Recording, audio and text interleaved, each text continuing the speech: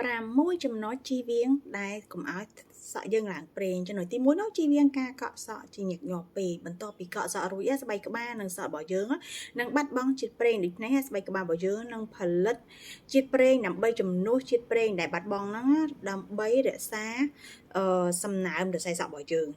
ដូច្នេះនៅពេលដែលយើងកក់សក់ញឹកញាប់ពេកស្បែកក្បាលយើងអាចនឹងផលិតជាតិប្រេងហ្នឹងច្រើនជ្រុលពេកដែលបង្កឲ្យឫសសក់របស់យើងហ្នឹងឡើងប្រេងជាងមុនចូលល្អបងប្អូនគួរតែកក់សក់យ៉ាងហោចណាស់2ថ្ងៃម្ដងបានហើយដើម្បី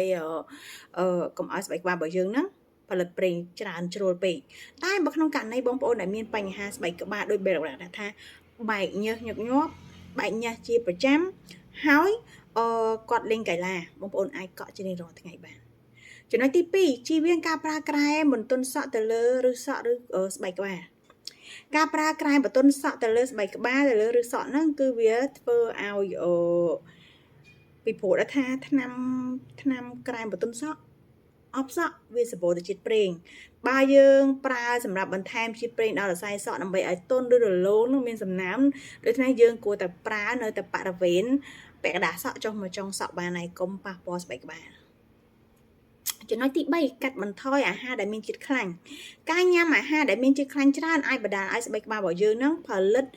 ជាតិប្រេងច្រើនដែលធ្វើឲ្យឫសសក់យើងឡើងប្រេងច្រើនជំនួសមកវិញយើងអាចញ៉ាំប្រភេទបន្លែផ្លែឈើឲ្យបានច្រើនជាពិសេសអាហារដែលផ្ទុកទៅដោយវីតាមីន E ដូចជាប្រភេទផ្លែបឺរសណ្តែកដីនិងគ្រាប់ផ្លែឈើជាដើមរួមទាំងអាហារសម្បូរទៅដោយបេអំពិលហ្នឹងមានដូចជាប្រភេទផ្សិតដលងជ្វានិងចេកជាដើមដើម្បីឲ្យសក់របស់យើងនឹងមានសុខភាពល្អសម្រាប់ចំណុចទី4វិញលាងសម្អាតក្រាស់សសក់ហ្នឹងឲ្យបានញឹកញាប់ដើម្បីជាអនាម័យរបស់យើងណានឹងចំណុចហ្នឹងជាប្រភេទជាអនាម័យកាលណាយើងផ្សិតសក់ជាប់ជាមួយនឹងកាលណាយើងប្រើផលិតផលតាក់ទងនឹងការថែរក្សាសក់អញ្ចឹងយើងប្រើក្រាស់សិតបន្ទាប់ពីយើងអត់បានលាងសម្អាតពេលដែលយើងកក់សក់កក់អីរួចហើយយើងនៅតែយកក្រាស់ហ្នឹងមកសិតវិញដដែលអញ្ចឹងវានៅជាប់នៅលើស្បែកក្បាលយើងដដែលវាមានបញ្ហាអញ្ចឹងណាអញ្ចឹងយល់ល្អបងប្អូនអាសាសម្អាតក្រាស់តិចទៅដើម្បីឲ្យកុំឲ្យវាមានកាកសំណល់ផ្សេងជាប់នៅលើស្បែកក្បាលវាធ្វើឲ្យស្បែកក្បាលយើងឡើងពីដូចគ្នាអញ្ចឹងចំណុចទី5ជៀសវាងការប៉ះសក់ញឹកញាប់ពេក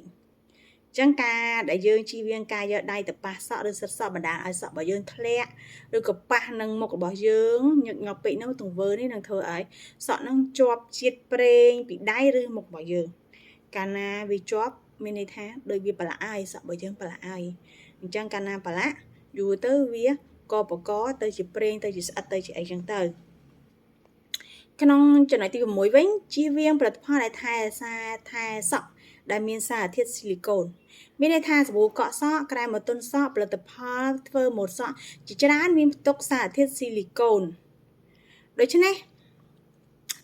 ដែលសារធាតុទាំងអស់នោះវាធ្វើឲ្យសក់យើងទន់រលោងប៉ុន្តែសារធាតុនោះក៏វាធ្វើឲ្យសក់របស់យើងឡើងប្រេងដូចគ្នាអញ្ចឹងបងប្អូន6ចំណុចនេះបងប្អូនអាចយកទៅពិចារណាបានហើយអនុវត្តតាមការគួរ